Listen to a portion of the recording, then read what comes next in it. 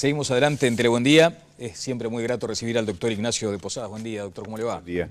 Nació en Montevideo en enero de 1940, casado 44, le erraron por 4. 44, mire, se quería quitar edad. Bueno, lo cierto es que estoy leyendo aquí una solapa del libro, escritos desde la pluma, del que vamos a hablar por lo menos un puñadito de minutos, a cuenta de que ustedes lean luego esta publicación. Estudió en el British, en el seminario, en la UDELAR, antes de ingresar en la Compañía de Jesús, donde estuvo 5 años en Montevideo, Canadá y los Estados Unidos, cumpliendo las etapas de noviciado y filosofado de la orden. En el exterior también estudió sociología, ciencia política y economía.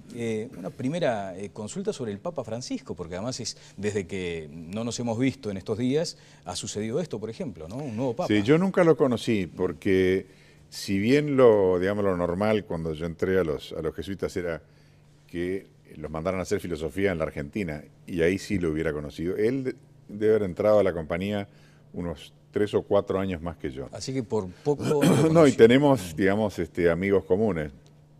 Pero no, desgraciadamente yo nunca me... ¿Y cómo lo ve al Papa? Es fantástico. Yo estuve ahora en Europa hace cuestión de un mes, y entre otros lados estuve en Roma. Y Roma es digamos, no sé cómo se dice, el público más difícil para... Y siempre pasa, el que está más cerca es el que ve las arrugas. Claro, entonces bueno, son los más críticos. Y están enloquecidos. La gente que yo tuve, viejos amigos, gente vinculada a la política, vinculada a la iglesia, nadie quería un papa italiano ni tampoco un papa europeo. Pero claro, que viniera de mucho más lejos... Era por lo menos una variación importante. Y este hombre ha hecho un impacto impresionante, pero impresionante. Bueno, tendrá que administrar las expectativas de mucho, y parecería que ya lo está haciendo, ¿no? Porque después de esa exposición, bueno, que tuvo el máximo en Brasil, ahora el declive y la hora de trabajar, digamos, ya sobre el terreno, ¿no? Sin duda. Allí hay circunstancias complejas. Dice ahora en su último tuit, usted no usa redes sociales, ¿no? Casi. ¿Le han recomendado, le han aconsejado? No tuve, la última vez que fue candidato tuve un Facebook y demás, pero yo qué sé, me da la impresión como que es hasta riesgoso, en el sentido de que uno tiende a expresarse. Yo siempre he sido reacio a hablar de más. Mi padre, que era un hombre muy sabio, me decía que la fórmula para decir pavadas era hablar todo el tiempo. Y esto es todavía peor, porque uno en definitiva está reaccionando al instante. Bueno, supongo que el Papa Francisco tendrá su administrador de la cuenta de Twitter, pero su último conocido dice: somos vasijas de barro, frágiles y pobres, pero dentro llevamos un gran tesoro. Comparte esa mirada. Es un hombre de una profunda espiritualidad.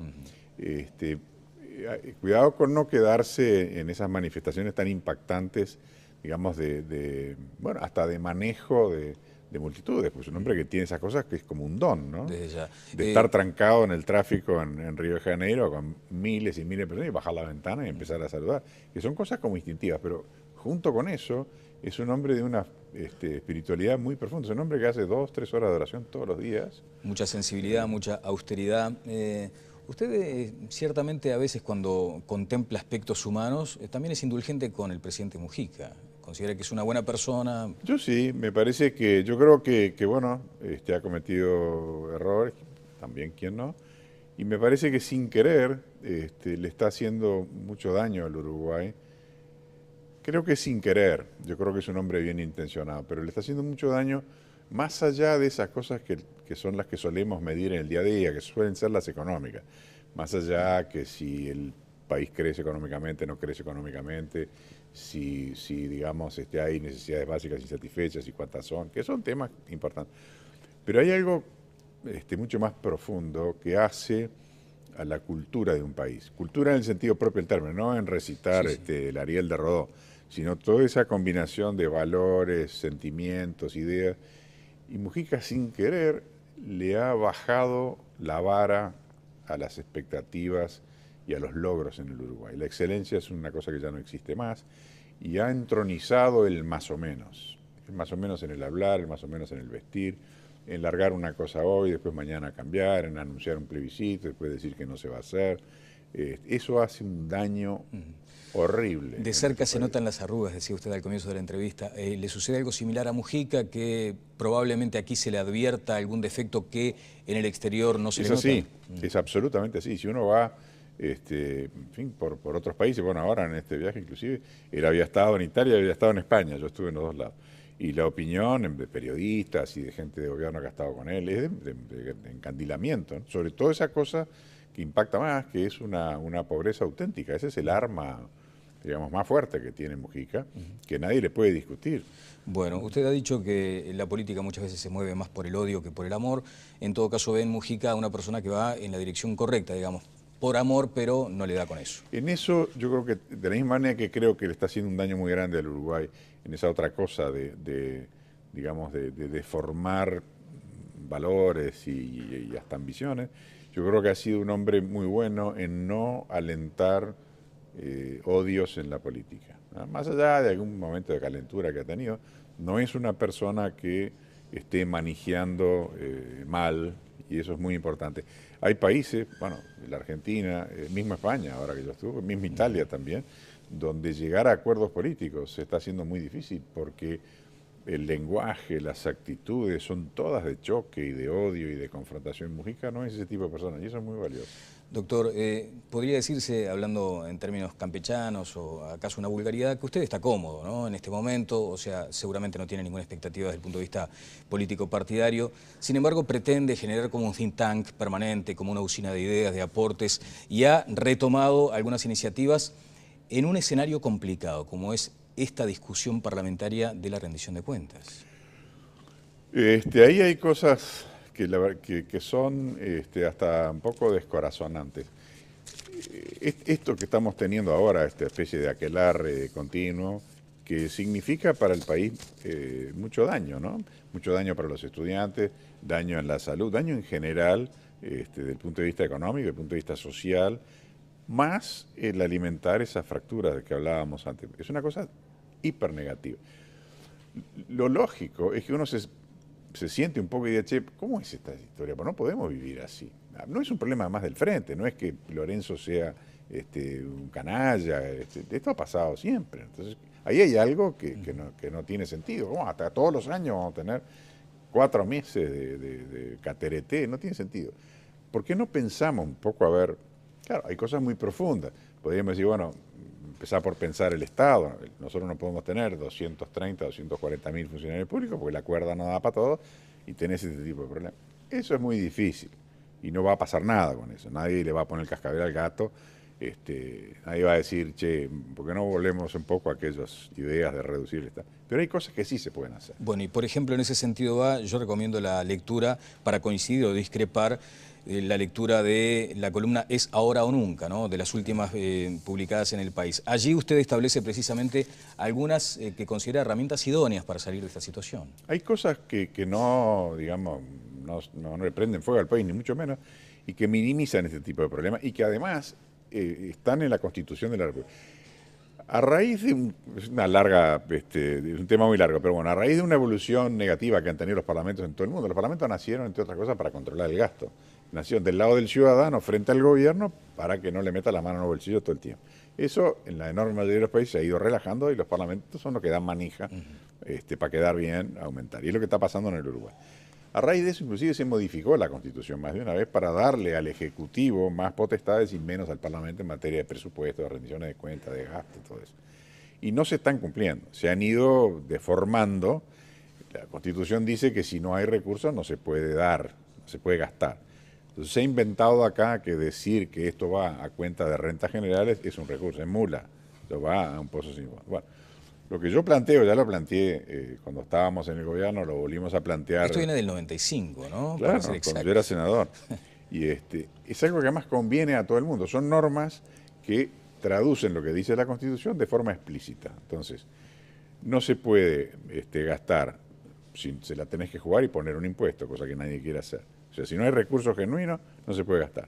No se puede aumentar, se vinculan los presupuestos con la evolución del país.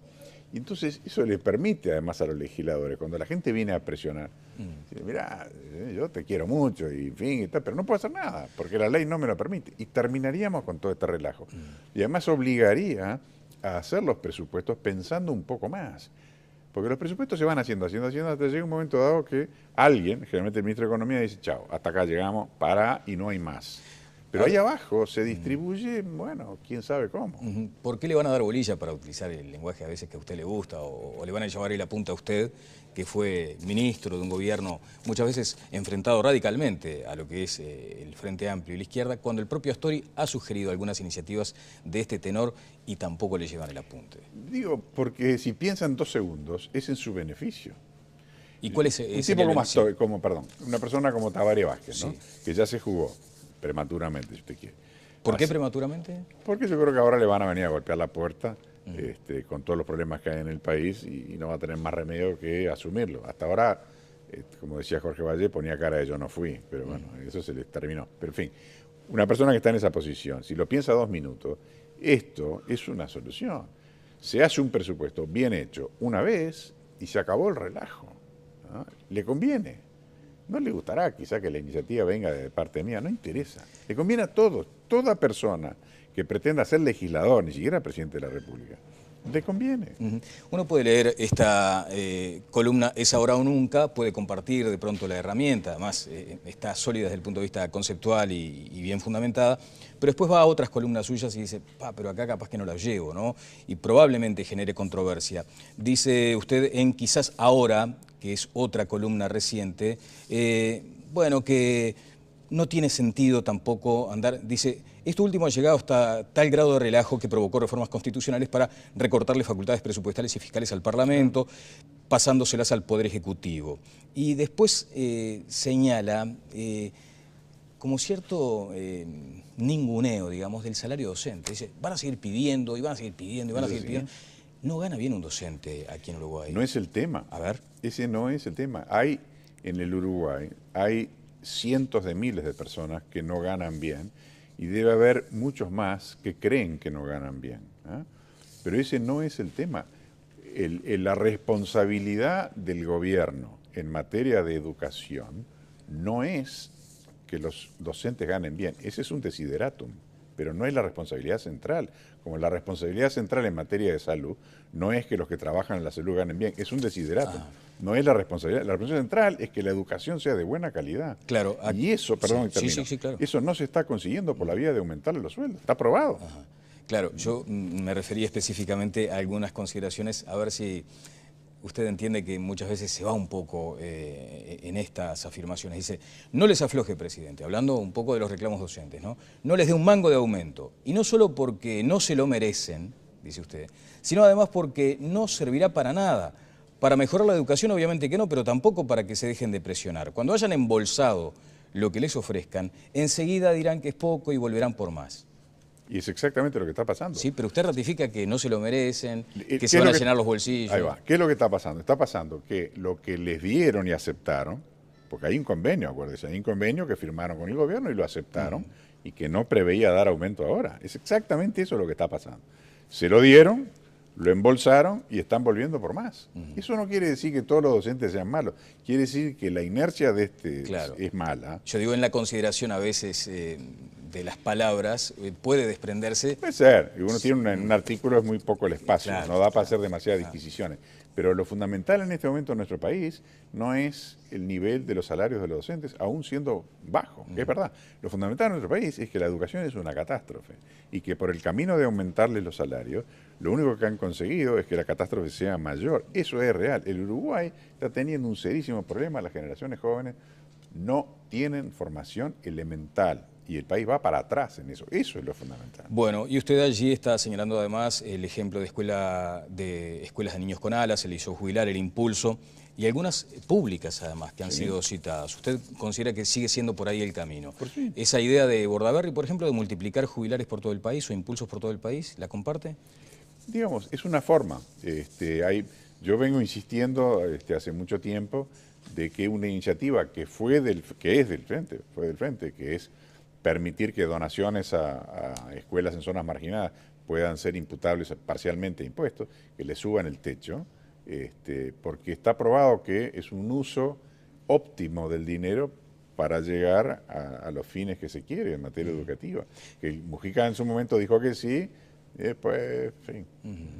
La semana pasada estuve aquí tratando de obtener las tres miradas, la del docente que está en este momento reclamando dinero para la educación y además para su trabajo, la de una estudiante brillante de Bella Unión que ahora se va a Oxford, ya partió a Oxford y que representa el estudio, bueno, un estudio calificadísimo, ahora se me fue el nombre del estudio Ferrer, de Ferrer Abogados, y además la mirada de Renato Perti. Y todos coinciden en que también hay ausencia de liderazgo en el sistema político, que falta como una conducción. Sí, yo creo que sí. Es cierto. Ahora, estas cosas recaen sobre el gobierno sustancialmente, sobre todo cuando el gobierno tiene mayoría. O sea que en este punto de la educación, haya o no haya carencia de liderazgo en la oposición, no hacen al tema. Este es un tema que depende exclusivamente del gobierno. Bueno, y usted entiende que también, más allá de los ingresos de los docentes, hay otras vías. ¿Hay otros modelos a aplicarse, por ejemplo, en Uruguay? Y lo de los modelos, yo estoy cada vez más reacio a eso de los modelos, porque los modelos da la impresión como que yo tengo en algún lado una especie de fórmula que da 2 de esto, 3 de lo otro, revuelve y no, es más complejo. Pero me parece sí que hay cosas muy... Está tan mal la educación pública en el Uruguay que hay cosas muy básicas que harían cambios sustanciales, más allá de toda la discusión, si más tiempo completo o menos tiempo completo.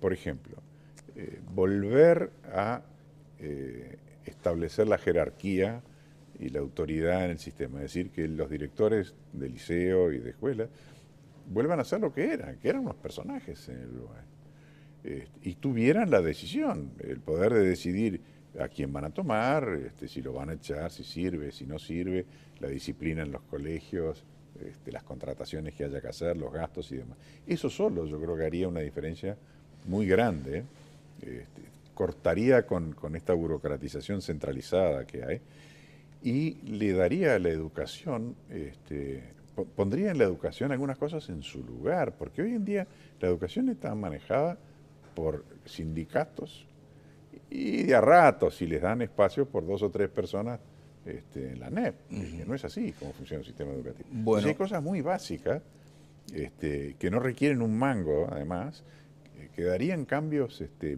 muy importantes. ¿A quién se le puede ocurrir, más allá de que, por supuesto, los docentes son seres humanos y uno tiene que estar preocupado por ello, pero digo, ¿a quién se le puede ocurrir que cualquier organización, sea de educación o sea de fabricar chorizos, funcione sobre la base de que el trabajador elige dónde va a trabajar? Las instituciones se organizan y eligen.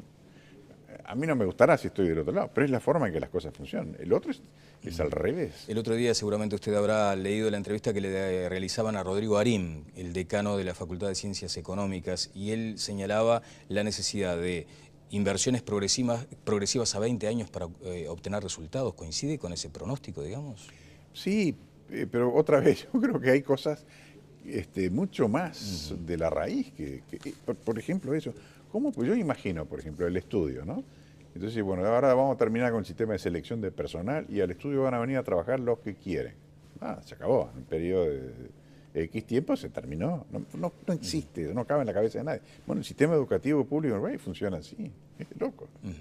Bueno, ya nos estamos quedando sin tiempo, lamentablemente, pero vamos a convocarlo para más adelante para seguir hablando de algunas cuestiones. El sistema político muchas veces contamina todo este escenario de necesidad de un debate por lo alto con el tema electoral. ¿Se anticipó el tiempo electoral otra vez? Yo creo que el tiempo electoral siempre está, ¿no? Los que dicen que no es tiempo electoral, que eso es porque el timing no les viene bien. Siempre está.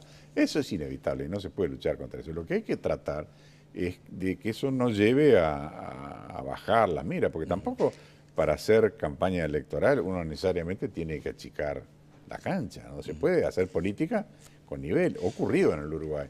Estamos muy bajos en general, ¿no? ¿Está trabajando con algún grupo del Partido Nacional? No, no, estoy escribiendo, bueno, el libro sí, ese. el aporte está acá, vamos a hablar un poco del libro ahora.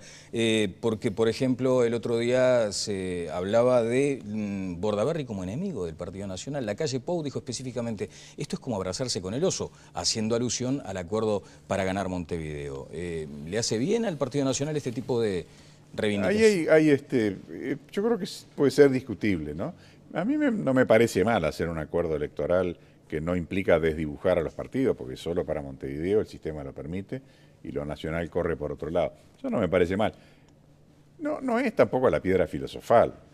Aún si da resultado e implica que se gana Montevideo, No, tampoco No es el funda fin, nada. no es el fin del mundo. Capaz que tenemos ojalá una administración mejor en Montevideo, pero no creo que sea algo transformador, digamos, de la cultura política del No es Uruguay. el nacimiento de ese nuevo bipartidismo del que Yo se creo habla. que no tiene mucho sentido. Al revés, yo creo que sería muy negativo. Yo creo que los dos partidos llamados fundacionales tienen identidades que salen de la historia del Uruguay, no son identidades que las fabricaron, qué sé yo, en Europa. Están en las raíces y en algunos casos parte de esas raíces que medio se están secando, o sea que le hace bien al Uruguay mantenerlas vivas. Bueno, y ahora me detengo en algunas consideraciones recientes de la calle Pou. Dice, en caso de llegar, porque además habla del tema económico y tenerlo a usted enfrente y no preguntarle por esto sería una barbaridad. Dice, en caso de llegar a la presidencia de la República, el precandidato blanco Luis Lacalle Pou no tiene previsto desmontar la política económica del gobierno del Frente Amplio y, por el contrario, continuará adelante con muchas de las grandes líneas trazadas durante los 8 años de administración de la izquierda. No sé a qué se refiere, porque, digamos, qué sé yo, líneas económicas hay en pila, hay líneas económicas macro, no sé si se refiere que sea la política cambiaria, la política monetaria, la política de endeudamiento público de este gobierno ha sido muy buena. Después, si uno baja a nivel micro, para mí en general han sido malas. Sí, pero digo, en términos generales no comparte esta mirada. La No sé mucho transmitió a qué Pablo se da Silveira, además. No sé a qué se refiere. Bueno, No, se refiere, entre otras cuestiones, a los consejos de salarios, eliminados además durante el gobierno de Lacalle, ¿no? Del doctor Lacalle. sí, técnicamente lo que nosotros hicimos fue no convocarlos. Ajá. No los eliminamos porque estaban ahí. Quedaron una, ahí en una stand-by, institución que en estaba en la suspensión. ley, pero no se Bueno. convocaron y después no lo convocó Sanguinetti ni Valle. Exacto. Y ahora sí los convoca Lo el convocó Frente Vázquez, Amplio. Y dice Lacalle Pou, llegaron para quedarse. Sí, yo creo que, bueno, ahí hay dos cosas, ¿no? Una puede ser simplemente un pronóstico neutro de lo que va a suceder y otra cosa es una preferencia. No sé a cuál de las dos se refiere. Si van a quedar o no, yo no lo sé. Que sean buenos o malos, yo tengo opinión formada de que no son buenos, tal como están estructurados. Hay otras maneras de negociar salarios que no centralizados con el gobierno presente. Eso lo que hace, entre otras cosas, y por eso lo quiere el PIT-CNT, le da a la central sindical un gran poder político. De un lado está uno solo, que es el gobierno, y del otro lado hay uno solo, que es el PIT-CNT. Esa es la razón por la cual lo defiende tanto, más que porque sea el ideal como mecanismo de fijación de salarios. ¿Usted comparte esa mirada de los empresarios que muchas veces la balanza tiene un plato demasiado pesado Pero para el lado es muy difícil. Además, uniformiza todo, es decir, que usted negocia la ferretería con el coso medio, con el grande, y además se negocia cuando está marcado. Usted no puede imaginar que lo llaman para negociar y el dirigente sindical va a decir, no, mire, no me dé, por favor, no me dé, esta vez no me dé. No, cada vez que se sientan es un remate para arriba. Bueno, se va a presentar, ¿cuándo se presenta el libro, doctor? El jueves 29 de agosto. El jueves 29 de agosto, escritos En desde la Católica. En la Católica, de Ignacio de Posadas. Y dice después al cierre, ¿no? No quiero anticipar el final, pero bueno, algo. Algunas veces me han dicho que soy duro en mis opiniones y puede que así sea, aunque no por un placer de serlo. Pero sí es una realidad que admito, sin vanagloriarme de ella. No quisiera tener que reconocer además el haber sido injusto. Lo tildan de arrogante muchas veces, ¿no? De que no le gusta la opinión ajena, de que es una persona que, bueno, en fin, no asume la opinión del adversario como válida muchas veces. Y acá está demostrado que no. No. Digo, el ser arrogante, no vayas a ver. Estoy por cumplir 70 años ya, torcí el colmillo, ¿no? En eso no le duele emprender. Pero el de digamos. no admitir opinión ajena no es cierto. Yo pasé de los 8 años de política activa, digamos, que tuve, los primeros 2 pasé en el Senado negociando con todos los partidos para sacar adelante leyes básicas. Mire si habré llevado y oído, escuchado y negociado y vuelto. ¿Tomó aportes, por ejemplo, de gente adversaria políticamente? Y no había más remedio si nosotros éramos minoría. Claro. Todas las grandes leyes, puertos, empresas públicas, funcionarios públicos, todos salieron hablando y negociando y con una paciencia de la gran siete. Bueno, para el que tenga la oportunidad es recomendable la lectura del libro, entonces, Culpa de Luis Alberto Lacalle. Usted lo establece claramente, además, sí, ¿no? pues yo hace años que vengo escribiendo y fue él que en un momento dado me dijo, tenés que sacar un libro. Digo, ¿te parece? La gente, no, tenés, como tan siempre, ¿no? Entusiasta, y al final digo, bueno, voy a ver. Yo armé una selección y por las dudas lo consulté a Pablo García Pinto, que siempre es un tipo sensato, medido, y cuando lo leyó me dijo, no, dale para adelante. Dale para adelante. Bueno, muy bien, así que tienen la oportunidad de leerlo a través de la editorial Arca. Doctor de Posadas, lo esperamos pronto por acá, ha sido muy amable como siempre. Con muchísimo gusto. Vamos a ir a una breve pausa y seguimos adelante en Tele Buen Día. Presentó SECOM, primer servicio de compañía.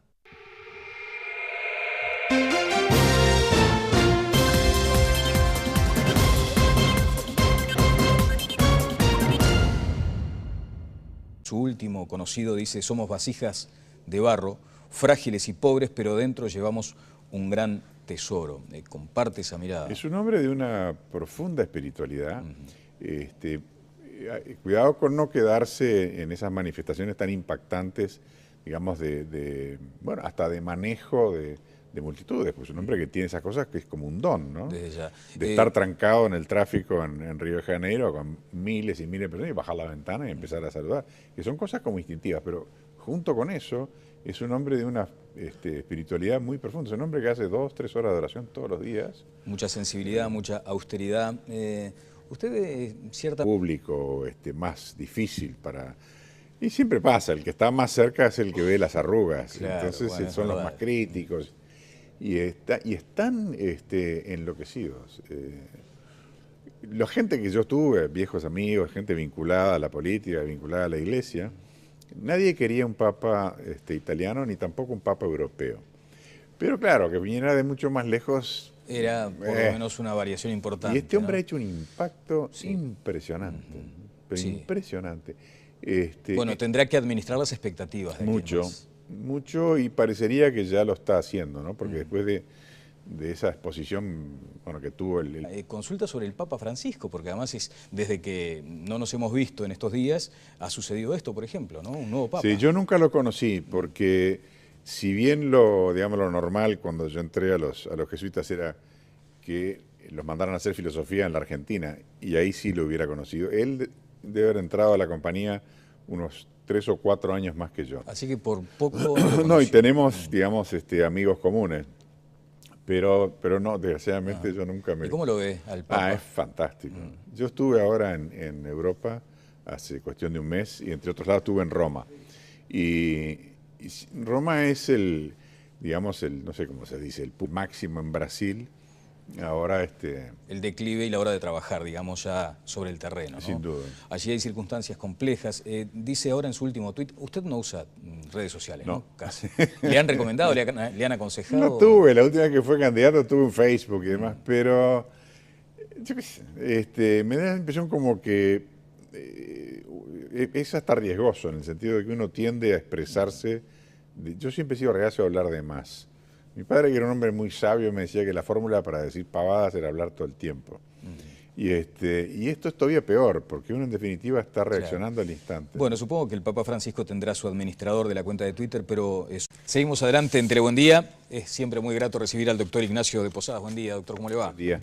Nació en Montevideo en enero de 1940, casado 44, le erraron por 4. 44, mire, se quería quitar edad. Bueno, lo cierto es que estoy leyendo aquí una solapa del libro, escritos desde la pluma, del que vamos a hablar por lo menos un puñadito de minutos, a cuenta de que ustedes lean luego esta publicación. Estudió en el British, en el seminario, en la UDELAR, antes de ingresar en la Compañía de Jesús, donde estuvo 5 años en Montevideo, Canadá y los Estados Unidos, cumpliendo las etapas de noviciado y filosofado de la orden. En el exterior también estudió sociología, ciencia política y economía. Una primera...